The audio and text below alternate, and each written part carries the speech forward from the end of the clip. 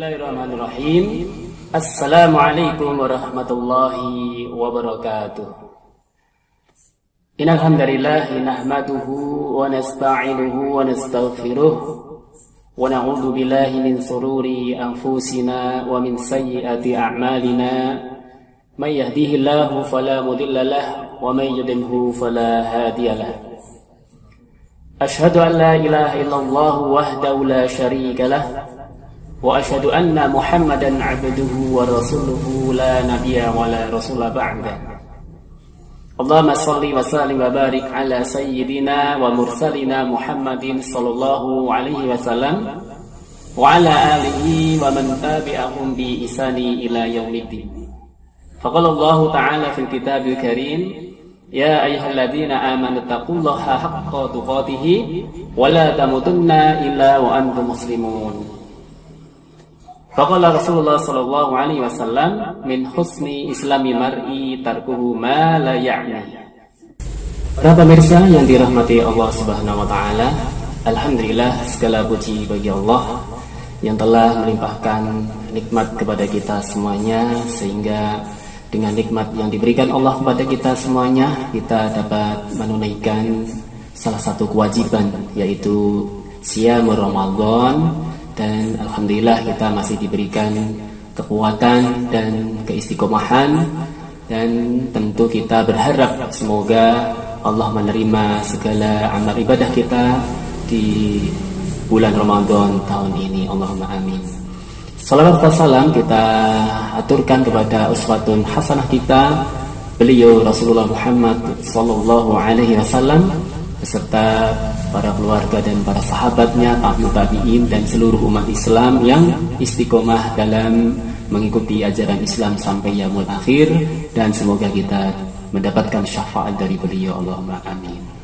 Para pemirsa yang dirahmati Allah Subhanahu wa taala, tak terasa waktu begitu cepat dan akhirnya kita berada di penghujung bulan Ramadan, yang artinya bahwa kita sebentar lagi akan dipisahkan oleh bulan Ramadan. Untuk itu kita punya sisa waktu, kita gunakan dengan baik. Mudah-mudahan Allah memberikan kesempatan di Ramadan tahun depan. Dan Allah telah memberikan modal kepada kita di dalam hidup kita, yaitu waktu. Ya, waktu. Waktu adalah salah satu modal yang diberikan kita untuk digunakan sebaik mungkin. Maka ulama mengatakan bahwa hina dan mulianya seseorang itu tergantung dia memanfaatkan waktunya. Jadi waktu adalah salah satu bentuk nikmat yang pokok yang diberikan kepada kita semuanya. Maka tanpa waktu, semuanya yang dimiliki itu tidak akan berarti. Untuk itu saking pentingnya waktu, Allah Subhanahu wa taala pun bersumpah atas nama waktu melalui beberapa ayat yang tertera di Al-Qur'an. Wal asr, demi masa. Wal fajr, demi waktu fajar. Wad duha, demi waktu duha.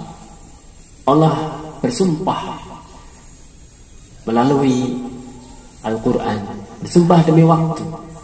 Maka Hasan Al-Basri pernah mengatakan bahwa, wahai manusia, sesungguhnya kalian hanyalah kumpulan hari. Setiap kali satu hari hilang, maka akan hilang pula sebagian dirimu. Oleh karena itu, kita tidak boleh tertipu dengan waktu yang luang, ya. Karena apa? Waktu laksana pedang. Al-waktu kal sayyi.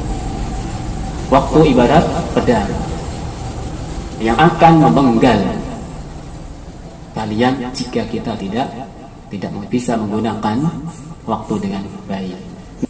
Rasulullah sallallahu alaihi wasallam bersabda, ni'matani maghbunun fihima katsirun minan nas, yakni as-sihah wal faragh. Yang artinya bahwa dua nikmat yang kebanyakan manusia tertipu di dalamnya, yaitu nikmat sehat dan waktu luang. Hadis riwayat Bukhari. Abdul Fattah bin Muhammad dalam kitab Qimatus Zaman Indal Ulama menjelaskan kata tertipu di dalam hadis ini maknanya adalah merugi. Banyak manusia yang merugi karena nikmat sehat, banyak orang yang merugi karena waktu luang. Ada orang yang sehat fisiknya, namun dia seakan tak punya waktu untuk persiapan akhirat karena terlalu sibuk dengan kehidupan dunia. Ada pula orang yang punya cukup waktu untuk mempersiapkan akhirat, namun fisiknya sedang sakit, fisiknya tidak sehat. Padahal apabila seseorang memiliki keduanya, maka manusia dapat memanfaatkan waktunya untuk beribadah dan beramal soleh kepada Allah SWT. Oleh karena itu, apabila diberikan nikmat sehat, apabila kita diberikan nikmat waktu luang, maka kita berbanyak untuk bertakarub, taat kepada Allah SWT. Sebab masa sehat nanti akan disusul dengan sakit, dan waktu luang maka akan disusul dengan kesibukan. Maka perlu kita untuk menjaga 5 perkara sebelum 5 perkara. Rasulullah SAW pernah bersabda kepada seorang lelaki yang menasihatinya, jagalah 5 perkara sebelum datang 5 perkara, yaitu mudamu sebelum masa tuamu, sehatmu sebelum sakitmu, gayamu sebelum miskinmu, waktu luangmu sebelum sibukmu, dan hidupmu sebelum matimu. Hadis ini diriwayatkan oleh An-Nasa'i dan Baihaqi.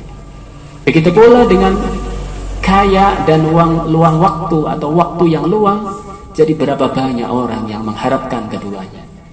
Banyak sekali orang yang mengharapkan dengan nikmat kaya, waktu yang luang, dan lain sebagainya. Dan lebih parah lagi, keempat perkara itu bisa hilang begitu saja dengan dicabutnya ruh dari badan kita. Para pemirsa yang dirahmati Allah Subhanahu wa taala, jadi 5 perkara pertama ini harus kita manfaatkan. Sebab Allah Subhanahu wa taala akan menanyakan di akhirat kelak. Di akhirat kelak kita akan dipertanyakan, di mana masa muda kalian? Bagaimana kalian menggunakan umur kalian? Untuk apa? Ibadah kita, sholat kita, waktu luang umur, dan semuanya yang kita lakukan di dunia nanti akan dipertanyakan oleh Allah. Maka Rasulullah SAW bersabda, tidak akan bergeser kedua kaki anak Adam di hari kiamat dari sisi rohnya, hingga dia ditanya tentang 5 perkara, tentang umurnya, untuk apa dia habiskan, tentang masa mudanya, untuk apa ia gunakan, tentang hartanya, dari mana ia didapatkan, dan untuk apa ia belanjakan hartanya, serta apa saja yang telah ia amalkan dari ilmu yang dimilikinya. Ini semua yang akan dipertanyakan. Allah memberitakan di dalam hadis ini, di dalam hadis riwayat At-Tirmidzi. Maka yang perlu kita perhatikan bahwa usia umat Nabi Muhammad ini adalah usia yang paling pendek dari usia umat nabi-nabi sebelumnya. Barangkali dulu Nabi Isa, Nabi Musa, Nabi Nuh, dan lain sebagainya, itu memiliki usia yang panjang, yang bisa menggunakan waktunya untuk kebaikan, untuk berdakwah. Maka usia di umat Nabi Muhammad ini antara 60 sampai 70. Ya, Rasulullah SAW wafat dalam usia 63 tahun. Begitu pula dengan umatnya. Dia bersabda, usia umatku antara 60 hingga 70 tahun. Dan sedikit sekali dari mereka yang melewatinya. Hadis riwayat Ibnu Majah dan At-Tirmidzi. Hanya sedikit saja orang yang melewati batas usia ini. Sekalipun diberi umur lebih panjang, Allah Subhanahu wa ta'ala sedikit demi sedikit mengambil nikmatnya dari manusia. Jika sudah seperti itu, tubuh akan mudah terserang penyakit, kekuatan fisik semakin berkurang, penglihatan mulai buram, kulit kian mengendur, rambut memutih, dan ingatan pun juga tak lagi rajam. Oleh karena itu, jangan sia-siakan waktu, sebab semua yang telah berlalu tak bisa kembali. Mari kita bersama-sama untuk menggunakan waktu sebaik-baiknya. Kita menjalani kehidupan ini hanyalah menjalani sisa umur saja. Untuk itu, kita gunakan sisa umur kita untuk beribadah kepada Allah, untuk selalu mentaatinya, bertakwa, beriman kepada Allah dengan mengerjakan amalan-amalan soleh. Para jamaah dan pemirsa serta para pendengar yang dirahmati Allah Subhanahu wa taala, cukup sampai di sini apa yang bisa saya sampaikan di kesempatan kultum menjelang iftar Ramadan pada sore hari ini. Semoga bisa memberikan manfaat kepada kita semuanya. Demikian, terima kasih. Ada kurang lebihnya mohon maaf. Assalamualaikum warahmatullahi wabarakatuh.